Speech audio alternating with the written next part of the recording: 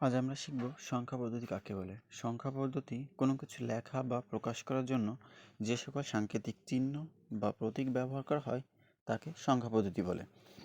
চলুন ধরে নেওয়া যাক সংখ্যা পদ্ধতি কয় ধরনের। সংখ্যা পদ্ধতি দুই ধরনের। আমরা বলতে পারি পজিশনাল সংখ্যা পদ্ধতি আর একটা হচ্ছে নন পজিশনাল সংখ্যা পদ্ধতি। এখানে পজিশনাল সংখ্যা পদ্ধতি কিছু বৈশিষ্ট্য আমরা জানব। এখানে প্রথমে যেটা দেওয়া আছে বেস বা ভিত্তি।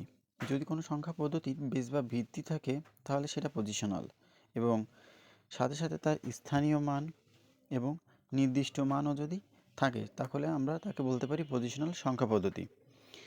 আর যে সকল সংখ্যা পদ্ধতির বেস বা ভিত্তি নেই, নির্দিষ্ট মান নেই এবং স্থানীয় মান নেই তাদেরকে আমরা নন পজিশনাল সংখ্যা পদ্ধতি বলতে পারি। পজিশনাল সংখ্যা পদ্ধতিকে আবার 4 ভাগে ভাগ করা যায়, যথা দশমিক বা ডেসিমেল, যার বেজ আমরা বলতে পারি 10। এবার বাইনারি, এর বেজ হচ্ছে 2। তারপর অক্টাল, অক্টালের বেজ হচ্ছে 8 এবং হেক্সাডেসিমেলের বেজ হচ্ছে 16।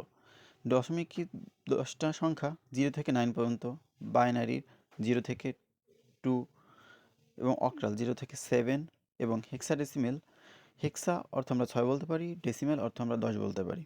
হেক্সা মানে এ থেকে এফ পর্যন্ত এবং ডেসিমেল 10।